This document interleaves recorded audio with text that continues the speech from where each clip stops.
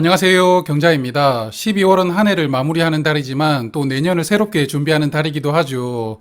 주식시장이 내년에도 쉽지 않겠지만 그래도 어려움 속에서 빛날 트렌드가 뭐가 있을지 찾아보고 있습니다. 오늘은 첫 번째 메가 트렌드라고 생각한 XR에 대해서 말씀을 드려보겠습니다. XR은 사실 새로운 트렌드는 아니죠. 21년도에 큰 유행이 불었던 메타버스와 함께 가능성은 꾸준히 언급이 되고 있었는데 그동안 시장은 개화되지 않았다고 생각을 합니다. 가능성은 있는데 시장 성장이 더뎠던 그런 상황이었다고 보는데요. 그런데 이제 현존하는 지구 IT 끝판왕이 XR 기기를 들고 등장을 합니다. 바로 애플인데요. 애플이 내년에 XR 기기를 출시한다는 기사가 최근에 많이 나오고 있습니다. 아직까지 실체가 공개된 적은 없으니까요. 어떻게 생겼는지 모르겠지만 화면 보시는 것처럼 글래스 한가운데 애플 마크가 딱 박혀 있으니까 뭔가 좀 다른데 이런 느낌이 드는데요. 제가 애플을 좋아해서 그런지는 몰라도 간지가 느껴집니다. 그래서 오늘은 XR 기기 시장에 대해서 먼저 간단하게 알아보고요. 애플이 내년에 선보일 신제품 이야기와 함께 어떤 종목이 수혜를 받을 수 있는지 이런 순서로 살펴보겠습니다. 먼저 XR의 개념부터 잡아보면 AR과 VR을 합친 게 XR이라고 합니다. 무슨 소린지 모르겠죠. 그래서 이 사진을 보시면 딱 느낌이 오실 텐데요. 포켓몬고는 AR 게임으로 유명한데요. 이렇게 길거리에 있는 포켓몬을 잡고 서로 대결하는 그런 게임입니다.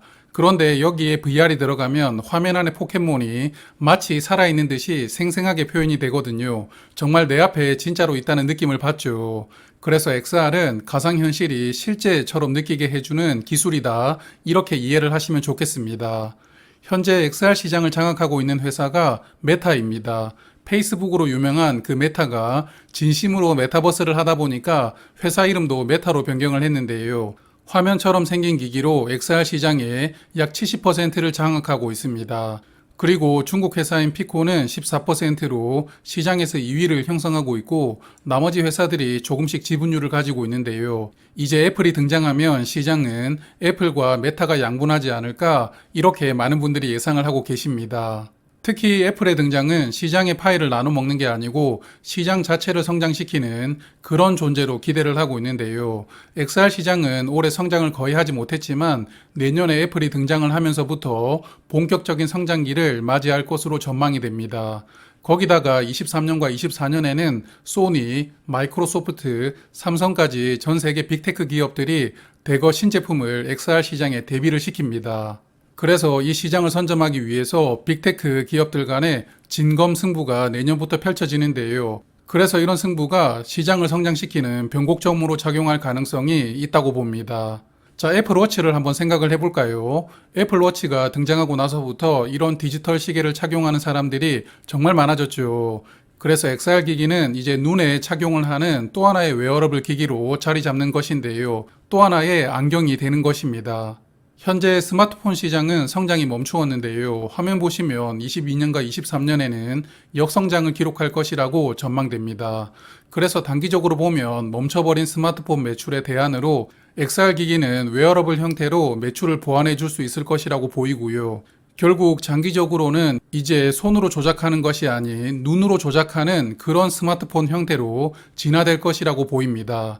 스마트폰이 나오면서 세상을 한번 크게 변화를 시켰는데요. XR 글래스는 이제 또 한 번의 변화를 가져다주는 매개체가 될 것이고 그때부터 이제 진정한 메타버스 시대로 들어간다고 생각을 합니다. 자, 그럼 새롭게 나오는 XR 기기로 당장 뭘 할 수가 있느냐가 현실적인 질문일 텐데요. 일단은 XR 전용 게임이 조금 더 많아진다고 봅니다. 그리고 코로나 팬데믹 때 온라인으로 콘서트를 하는 빈도수가 많아졌는데요. 이 콘서트에 XR 기술을 도입하면 현실감이 장난 아니겠죠. 그래서 엔터테인먼트 활용 범위는 더욱 넓어진다고 보입니다. 그리고 최근에 주목받는 게 스포츠입니다. 스포츠에 VR 기술이 도입이 되면서 나는 축구를 집안에서 보는데 마치 영국 현지에 가서 보는 것과 비슷한 감각을 느끼게 만들어주는데요. 그래서 XR은 비대면을 대면처럼 느끼게 만들어주는 이 포인트로 소비자들의 지갑이 적극적으로 열리게끔 만들어준다고 생각을 합니다. 자, 그래서 XR 기기가 우리의 여가 생활을 조금 더 풍성하게 만들어주겠지만 결국은 산업으로 연결되느냐가 관건이라고 보는데요. 산업 현장에서 XR 기술이 보편적으로 사용될 때 이 시장 성장이 만개한다고 봅니다. 그래서 엔터테인먼트 요소가 중요하지만 비즈니스 요소를 어떤 기업이 적극적으로 살리느냐가 중요하고, 그걸 구현하기 위해서는 하드웨어뿐만 아니라 소프트웨어로 이 메타버스 시장을 선점할 필요가 있는데요. 애플이 스마트폰 시대에 아이폰이라는 하드웨어, 그리고 앱스토어라는 소프트웨어로 생태계를 만들었죠. 메타버스 시대에도 생태계를 구축할 수 있느냐가 관건일 것이고, 메타나 삼성, 구글도 그런 생태계를 구축하려고 엄청나게 경쟁을 할 겁니다. 하지만 이런 엄청난 경쟁 속에서 메타버스 시장이 점점 열린다는 게 핵심이라고 저는 생각을 합니다. 자, 그럼 이제는 애플 신제품 이야기를 좀 드려보겠습니다. 아직 애플 신제품이 공개가 된 것은 아닙니다만 증권사 리포트들을 읽어보면 스펙에 대한 정보를 얻을 수가 있었는데요. 제가 그런 정보들을 보면서 느낀 가장 큰 강점이 슬림하고 가볍다입니다. 메타가 만든 XR 기기는 무게가 500g이 넘는데 애플은 150에서 200g이라고 하고요. 그러다 보니까 무게가 최대 3배 정도 가볍게 나오게 됩니다. XR 기기 써보신 분들은 아시겠지만 이게 생각보다 무겁습니다. 그래서 장시간 착용하기가 불편하거든요. 그리고 두께가 두꺼웠는데 애플이 이런 문제점들을 개선시킨다는 게 가장 큰 차별화라고 생각이 되고요. 그리고 애플답게 확실한 성능 차이를 보여줄 것 같습니다. 기존 제품들이 스마트폰의 성능을 구현한다면 이번 애플 제품은 하이엔드 PC와 맞먹는 성능으로 등장한다고 합니다. 성능 좋기로 유명한 애플의 M2 칩이 탑재가 되고 램도 애플답지 않게 16GB 탑재해서 등장을 하는데요. 하지만 이런 성능의 차이만큼 가격 차이가 넘사벽입니다. 최소 $2,000, 한국 돈으로 250만 원으로 등장할 계획인데요. 아마도 한국에 출시가 되면 300만 원 정도 받겠죠.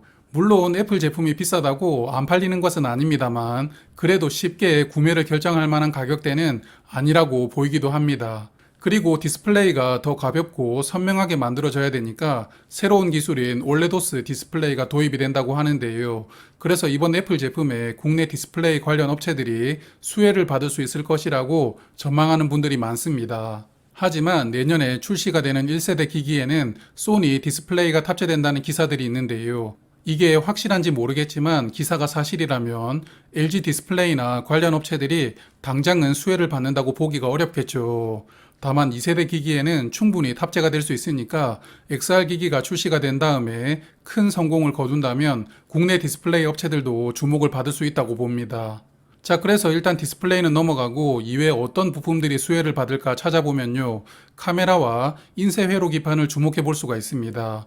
보통 스마트폰에 카메라가 최대 6개가 탑재가 되고 인쇄 회로 기판이 10개까지 들어간다고 하는데요. 이번 기기는 카메라가 최대 16개, 그리고 인쇄 회로 기판은 25개까지 탑재가 될 수 있다고 합니다. 그래서 현존하는 XR 기기 중 가장 고성능을 발휘하는 메타캐스트 프로 제품으로 한번 살펴보는데요. 화면 보시면 전방 거리 측정, 동작 인식, 그리고 눈동자를 따라가는 아이 트래킹 등 기기를 착용한 사람의 모션과 사방의 사물들을 계속 체크를 해야 되다 보니까 정말 많은 수의 카메라가 탑재가 되는 것 같고요. 그리고 이 슬림한 기기 안에 고성능 부품들이 대거 들어가다 보니까 더 많은 인쇄 회로 기판이 필요하다고 볼 수가 있습니다. 메타캐스트 프로에 탑재된 국내 밸류 체인을 보면 카메라는 LG 이노텍 부품이 들어갔고요. 인쇄 회로 기판은 뉴프렉스 부품이 들어갔습니다.